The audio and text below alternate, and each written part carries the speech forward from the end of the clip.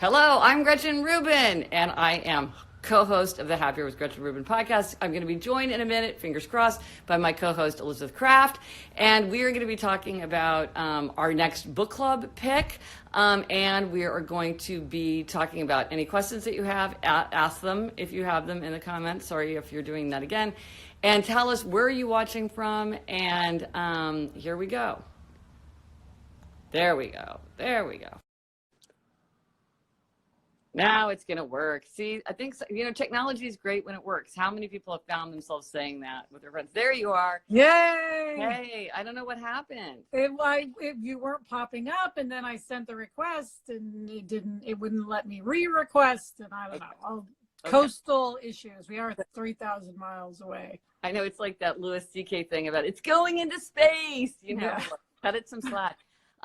Anyway, happy Friday, everybody. Happy Friday, and it's so fun to see all the places where people are: Minnesota, Oklahoma City, Chicago, Connecticut, Ventura, Cali. Yeah. So I was asking people if they feel like the weekend is different from the week, and I'm trying to make the weekend feel more different from the week. How about you? Yes, I'm not setting an alarm in the morning. I am setting an alarm during the week for 7:45, which is still later than I usually get up. And also I'm just not making to-do lists, and I'm just really lounging a lot. Yeah, letting it be a time off. Well, ask us anything you want. Put your questions in the comments because it's Friday, and we've decided that Friday is the day when we're just going to talk about questions. Which is fun. Someone said it's Saturday morning. That's right. For some people, it's already the weekend. I always forget on the other part of the world. Okay. People are obsessed with your Mac. Somebody else is asking about your Mac, Elizabeth. I know. You got to put that thing in the foreground next time. I know. Yes. And I looked at it the other day because so many had asked me about it. It's a Mac Classic, and it was Adam's, and it is definitely a prized possession. Okay. Yeah. So. Yes, I'll bring it out for show and tell someday next week. Yes, we'll do show and tell. The kind of the clutter clearer of me would have gotten rid of that long ago, but he was wise to hang on to it. Yeah. That's yeah. Someone says we're happy. Someone's in Dubai. Yeah. Wow. Look at that. Yeah. So what are some good games to play with family on Zoom? That's a great question. I guess it depends on how old your children are. If they're little, you could just do like Simon Says, or I've also heard there's trivia games people are playing, and I don't have any, I don't know which ones, but I know that people are playing trivia, which makes sense. Oh yeah. Well, so if people have suggestions, put it in the comments, because that's not something that you and I have been doing, but I bet there's a lot of people who have really figured that out. Battleship, somebody says. Somebody says, how do I get inspired to organize and declutter my office? Well, one thing you might do is just start small, because sometimes I think it feels so huge. And that's like do one shelf a day, one drawer a day, or work on it for like 15 minutes a day. Of course, there's the 1 minute rule, and anything you can do in less than a minute, go ahead and do without procrastinating. I think just tackling it a little bit at a little bit, rather than feeling like I need to put aside Sunday to clean my office, that might feel just overwhelming, and it's just too hard to start. But with something like your office, no matter how messy it is, that's a very limited thing. So I would say pick whatever amount of time feels reasonable. And also, if it's pretty mindless, maybe you could like listen to your favorite podcast, or like listen, do something to pair it with something more fun. Sometimes with office things, you really have to be looking. Part of what's hard is that you have to look at things and read them and make decisions, and that can be burdensome. But yeah, I would say start a little bit at a time. Gretch, someone's asking when your color book will be done. So the color book, there was like a cool plan for that, which I haven't heard back. So I'm kind of thinking that's dead. So I need to figure out if that doesn't go. I don't want to jinx it by saying what it was, but if that doesn't happen, then I'm going to try to figure out how to go forward with it. It is an eccentric little thing, but I was just looking at it the other day, and I mean, I do love it. It's like all my favorite stuff about color. So I should just reach out to this person and figure out It's like you say, Elizabeth, yes comes right away, no never comes. And it was a yes, but now there's nothing. And I don't know, but now everything's just so weird in the world. It's hard to know what that means. Oh, this is great. There's so many people posting games. Kahoot is the one someone posted that I've heard people playing for trivia. Kahoot. Okay. Gretchen, people are asking how our kids are doing. Oh, yeah.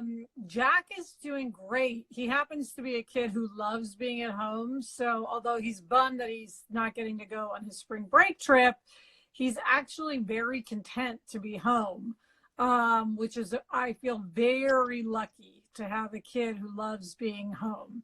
Yeah. As much as I'm always, when we're not in this state, dragging him out. Now and feeling like, why doesn't he like going out? Now it's nice to have a kid who loves being home. So he's doing very well. How about Eliza and Eleanor? I think they're doing very well too. It was odd for Eleanor because she was on spring break. They dismissed 2 days early and then she went into spring break. So it was sort of this weird holding period where she wouldn't have been at school anyway. And so now I think actually that she started school, it's given some shape and it's like put her in she was like, you know, connecting with friends and stuff, but I think that this is actually kind of nice for her. She doesn't like doing the schoolwork, but I think she actually, she's an upholder like me, and we tend to like having structure and kind of like, you know, executing. And so I think she's finding that comforting, but she's doing very well. She also has like a lot of inner resources. She likes to just putter around. She wants to learn to sew. She's like making pomander balls with apples and she cloves. Could practice sewing on making face masks. A lot of people are doing that, and sewing shops are selling kits. Oh yes, believe me, I got on that because you and I both are now under the thing that they're requesting that we wear. I think for us it's still an advisory. But they're suggesting that we wear it if we're like go to the grocery store or something. So that was like at 6 a.m. I was like emailing Eleanor being like, this is perfect for you.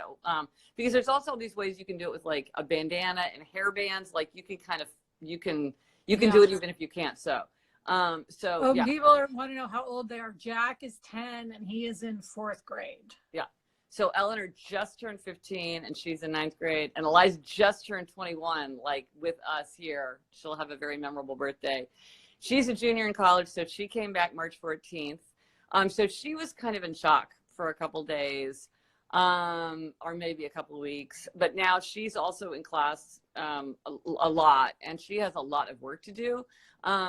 And again, I think on the one hand, it's nice not to have to do anything. Otherwise, I think it's kind of grounding for them to have schoolwork. And then it also feels like it's more fun when you're like watching TV because you feel like it's a break. Whereas if you're just watching TV, you know, it doesn't have the same kind of sameness. And I mentioned that Eleanor's an upholder. If you don't know what an upholder is, an upholder, a questioner, obliger, rebel, you can take the quiz at quiz.gretchenrubin.com and learn about what that is. But I have to say, knowing that Eleanor is an upholder, like I know I use that in my daily life with her now because I know, you know, how she approaches things. So that's fun. A lot of people are asking if Eliza still does her podcast. No, she doesn't. She stopped in her podcast. Swept up in college. Yeah, she doesn't do it, which is too bad, but it's cool. It's like a wonderful little artifact from high school. Which is fun. And then somebody says, Gretchen, I don't look like what they were expecting. So I'm curious what they were expecting. You know, I found that with podcasters myself. It's like they never look the way I think they're going to look, but then I have no idea what I thought they would look like. I think you just don't know that people look very specific. Yes. You just have like this sort of blobby impression of them, and then it's like, whoa. Yeah, that's funny. And someone is quite tall. I don't think I don't think that comes across on Instagram Live, though. No, I know, but I think if in person, I think I would be surprised. I'm always kind of surprised how tall you are. Oh, interesting. And someone asked if Sarah and I are still working together virtually. My writing partner and co-host of Happier in Hollywood, we are. It's hard because Sarah's an only parent, so she is, you know, and she has a 7.5-year-old who needs obviously a lot of attention. So it's hard, but we're kind of doing independent work, and then we come together. So we are, you know, soldiering forth like everybody, I would say. Right. Well, maybe working with one person is easier than working like with a team of 5, you know. Definitely. Here's a question I would like to throw out. Okay, thumbs up. Do you find it like weirdly more draining to be in a meeting, a video meeting? Because people are saying like, it feels like you're there. It feels like it's longer, even though usually it's shorter. It feels, in a way, it's kind of interesting, and you can kind of engage with people in a different way, in an interesting way that's good. But it also just feels like it takes a lot out of you. I don't know. I'm curious about how that changes. I mean, obviously there's a million things that are different about it, but if it just feels like it takes a lot out of you, more than you think, oh, I'm just sitting here watching a video of people talking. Like, why is that so draining? What I think is hard about it is not knowing when to speak. You know, that whole thing where people are trying to talk and no one's sure when they're supposed to talk. That I find to be quite taxing. One thing about you and me on the podcast is like, because we're almost never together in the same room, I think that the fact that we're sisters makes it easier for us to kind of know each other's speech patterns, because when we interview somebody who's not with us, who we don't know as well, it's much harder to kind of know those rhythms. You don't realize how much in person you're kind of, there's all this kind of unspoken indication. Mom is watching. Hi, Mom. Oh, good. Hey, Mom. Gretchen, someone asked, what is it like for you to be at the epicenter of COVID-19 in New York? And I have to say, everyone I know says, how is your sister in New York? Is she in New York? What's she doing? So I think people are really curious about that and worried. Thank you, everyone. And everyone in New York City so appreciates like all the good wishes from the whole world, because I know everybody is sort of worried about us. And so that's wonderful. I will say, like, on everyday life, as often in the case with things like this, like you see the news and it looks terrible. I'm sure if I were in a hospital, it would be terrifying. If I were sick, I would be frantic. And but for people who are just sort of safe at home, like my family, you know, it feels very calm. It's very quiet, which is unusual for New York. So that can feel kind of pleasant, sort of like a Sunday morning feeling. It can also feel very eerie, because it's like, where is everybody? But it feels quiet and it feels calm. People where I am really are observing social distancing. So you feel like people are being very conscientious and being very careful. I think people will really be good about the masks, because our mayor has put out this advisory. I think people will get right on that. It's going to take a little while for everybody to, like, you know, fix up their masks. But I think if you're not being directly affected by it, and clearly for those people, the healthcare workers, the essential workers, the people driving buses and subways. But they're doing a lot of things to try to protect those people. For instance, like, I haven't been on a bus, but when you see a bus, it only has like 3 or 4 people on it. And somebody I know who was on one said, like, they have it roped off so that you can't get very close to the bus driver, and you don't swipe in near the bus driver. So the bus driver has physical distance. So clearly it's still very worrisome, but they really are trying to go out of their way to build in physical protection. And you're having your groceries delivered, is that right? We are having our groceries delivered, and we are ordering sometimes from restaurants, because there's a lot of little restaurants in our neighborhood that we're worried about. So we're trying to help them that way. It's just sort of odd that you can, you know, like, I can't go visit my in-laws around the corner, but I can order Thai food. It's just like this weird thing about it. And the funny thing is, like, I feel safer with all these people around, even though I know it's like they're all crawling with the virus, but I feel comforted by seeing them and having people around. And so, but again, it's like, and at 7 p.m., everybody like cheers for the healthcare workers and the essential workers. But where I am, you know, it feels under control. So thank you, everyone, for asking. And we're hoping that it's gonna, you know, we've been socially distanced for a while now. So we're hoping that we're gonna start to see that kick in. And then people are also asking how Mom and Dad are doing. They're great. They're, you know, hunkered down in Kansas City in their apartment, which luckily is roomy, so they don't have to be like squashed together. And they're reading a lot, watching TV shows. and they are doing great, I would say. Yeah. I would say it's been a great source of comfort for you and me both, that both our parents and our in-laws are being really conscientious about this. Yes. They are not playing fast and loose with the rules. They're really like, they're doing it the way everybody says you should do it, and that's such a relief. Yes. So that's great. Oh, somebody says, what was Eliza's podcast about? It was basically just about her experience being in high school and then being a freshman in college. And it was so fun for me to get like an insight into her inner Me too. Yeah, she didn't let me listen before it went live. So that was a little bit of a thing for me. But yeah, it's fun. A lot of people also, Gretchen, are saying it is hard to be single right now, living alone. So shout out to all those people who are dealing with this all by yourself. Yeah. I think it is hard. Yeah. Or people who are dating and it is. Somebody says, it's more draining if it's on video. Yeah. I leave a meeting so exhausted. It's funny. It is weird. Like, I just think that's so interesting. A lot of people are saying, I will say in LA, a lot of people are saying not having to drive an hour to a meeting is great. Even people are even pitching shows on Zoom. Well, that's interesting because in New York, a lot of people have,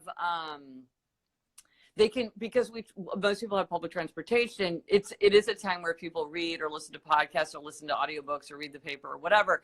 And so I don't think it feels as like found time, but in LA, it must feel like a huge silver lining that you're just not driving to Jack to school every day, even let alone your own life. Yeah. Excuse my phone in the background. By the way, which I do encourage everyone to listen to podcasts, because I think, a lot of people usually listen in the car. Maybe it doesn't occur to you to listen at home while you're on the treadmill or whatever, but I do encourage everybody to listen to those podcasts. Yeah.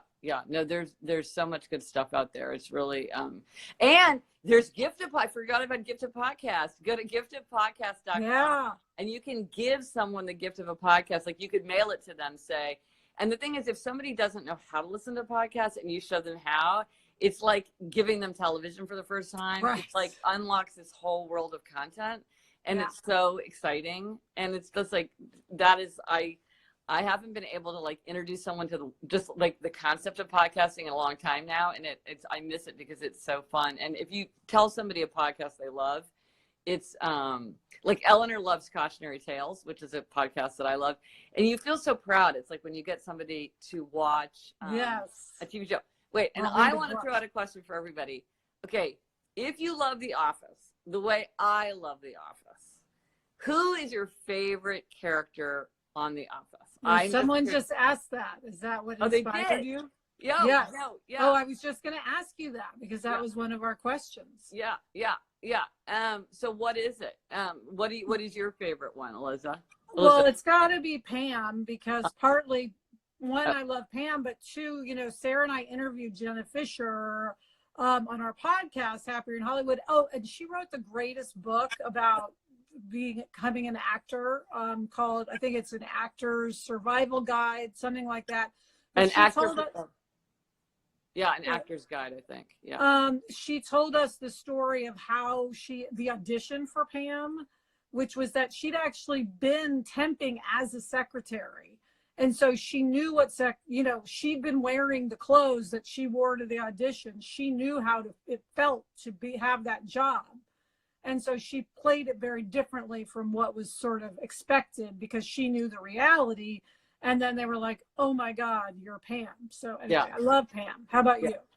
I love Jenna Fischer's interview, and I read the book, and I think the book is great. It's got a lot of advice. Practical. Just for anybody, for any job, actually. Yes. But I love Daryl. I love Daryl. I wish he had a spin-off show. I think he's hilarious.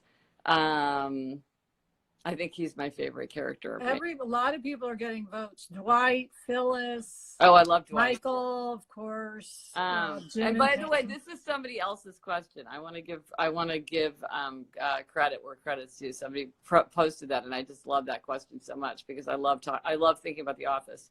Oh, which is, Gretchen, a perfect time to shout out Office Ladies, Jenna Fischer and Angela Kingsley's podcast about The Office. Perfect time to listen to it. It's so sweet because in real life, they really are best friends. Yes. Oh, but listen, here's a Hollywood question for you that I've been meaning to ask. So in The Office, many of the characters have the same name that they have in real life, like Phyllis and Angela, Oscar, I think. Does Creed have, is Creed his real name? He's like a musician person. Anyway, is that just they just decided, oh, what the heck, let's just keep your name? Or like, why, that seemed really unusual. And there were enough of them and it wasn't just an accident. No, I think a lot of times it's more common if the person's also a writer on the show. I don't know why. Although Mindy Kaling's character wasn't named Mindy, was it? No, Kelly Kapoor. Anyway, I don't know. I think it's just a fun thing they decided to do. Yeah, just kind of just shake it up a little bit. Yeah. Well, Phyllis was actually the casting director. That is that's a good example of why you should always do your job well, no matter what, because like then she went on and like, someone says, I listen to your episodes of Happier nonstop. Oh, I listen to Happier in the Tub. That's so nice. Oh, great. Someone says, how do you deal with family negativity over the telephone? Ooh, that's a great question. That is a great question. If people have suggestions, suggest. One of the things that's interesting is because of emotional contagion, we literally infect each other with our emotions, and you get it. You can get it from a photograph. You can get it from a phone call. You can get it from an email. And so in ordinary times, I would say maybe you don't want to communicate by phone. Maybe you want to communicate by email because it's a little bit more distant.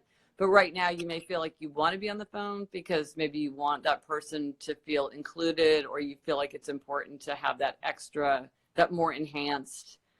Part of it is just to change the subject, to try to control and maybe have a list of things that you want to talk about rather than allowing that person to kind of drive the bus of the conversation.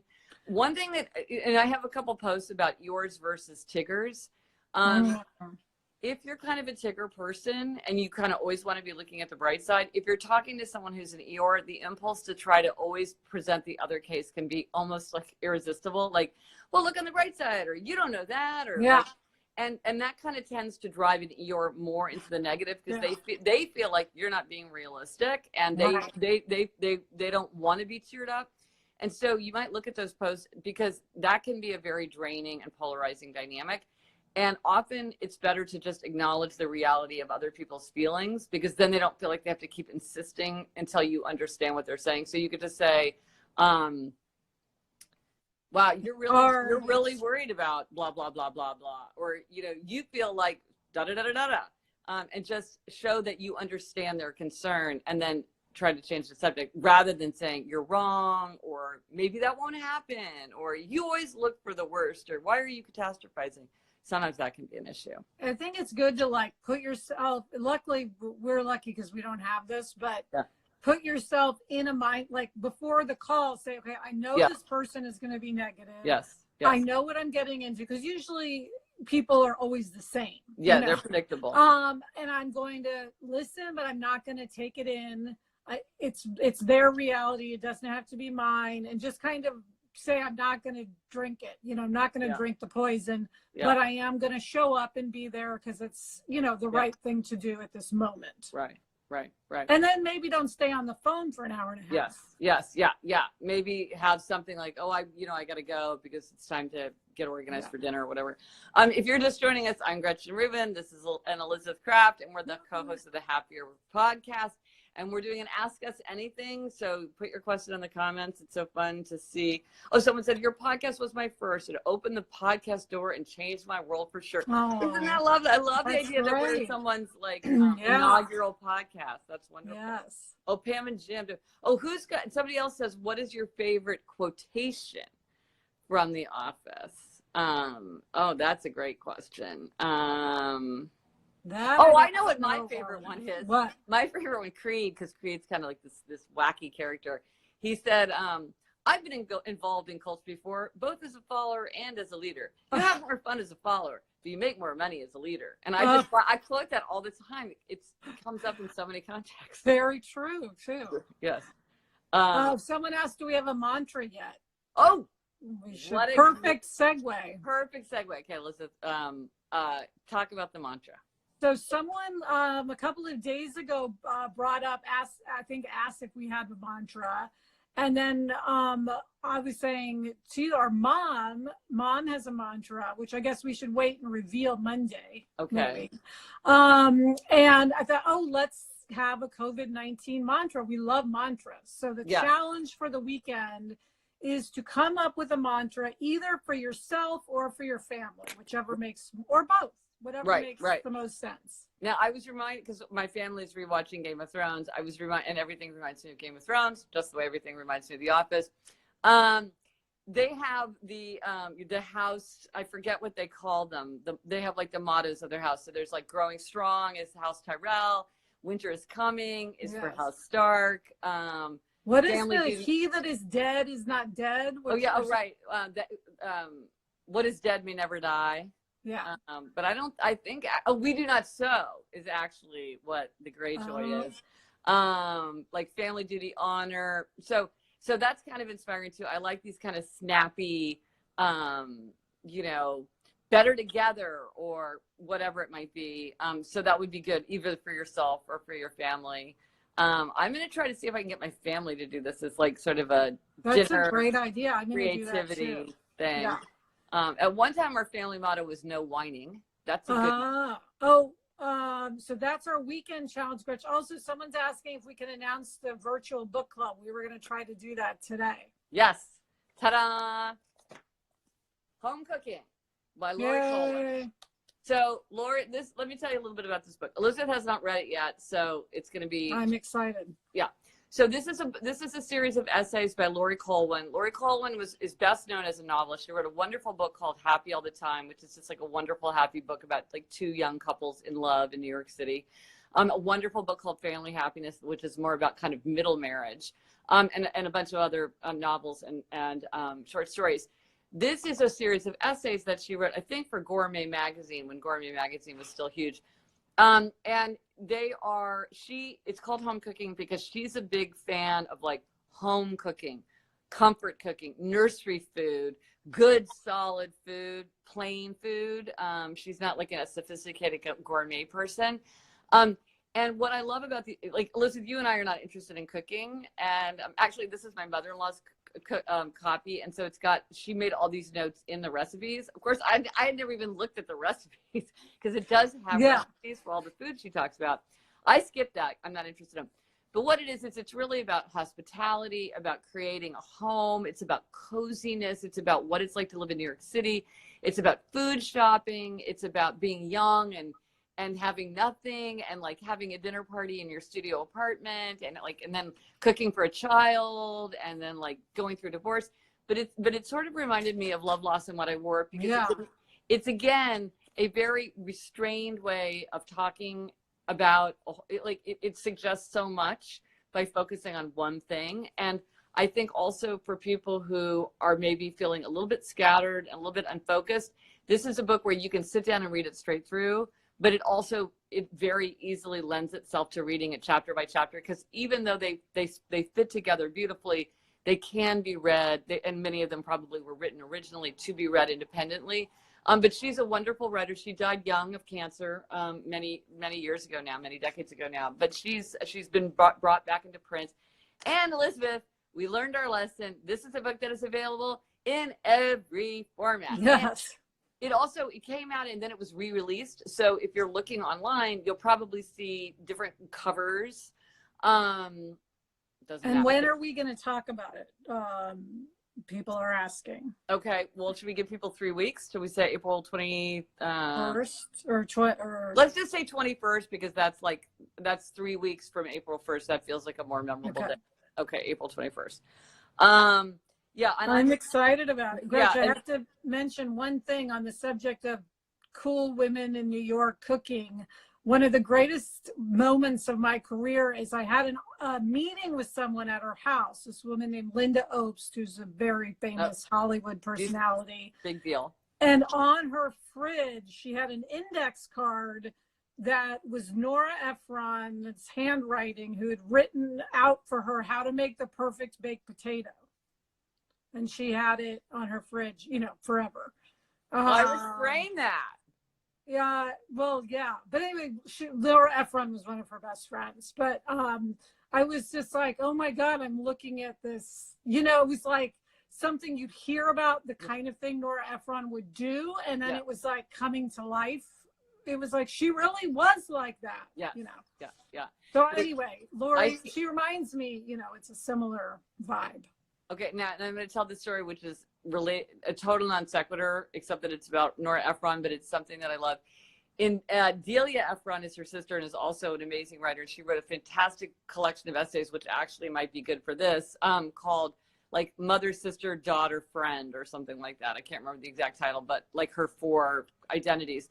And she talks about being the sister of Nora Ephron, who clearly had a very big personality. And she said of Nora Ephron, we had a very close relationship, not the kind of relationship where I tell you my deepest thoughts, but the kind of relationship where you come over and take something out of my fridge without asking. And I thought, well, that's I've never forgotten that, because I'm like, that is like, those are 2 ways of being very close. I would definitely take something out of your fridge without asking, and have done so many times. Yes, yes. But anyway, that's Nora Ephron. This is by Laurie Colwin. Yeah, Laurie Colwin. And if you're looking for another fabulous New Yorker. Yeah, if you're looking for a novel, I do also highly recommend Happy All the Time and and the short stories, if you like short stories. I think it's called A Big Storm Knocked It Over, I think is her most well-known collection of short stories. But actually my Kidlit 2 book group met by Zoom, and one of our members said that she teaches this. She teaches at Johns Hopkins, and she said that's cool. Yeah, so give us a thumbs up if this sounds like something. And again, it's called Home Cooking. It has recipes. We don't care about cooking. We do not follow recipes. And I mean, at least I love the book. I don't think you will add something to it if you like cooking, but you don't have to. So give us a thumbs up if that sounds like something that you would like to read. We're really trying to pick things. We really tried to pick something for the moment. Yeah, something that's fun and uplifting and easy. Yes.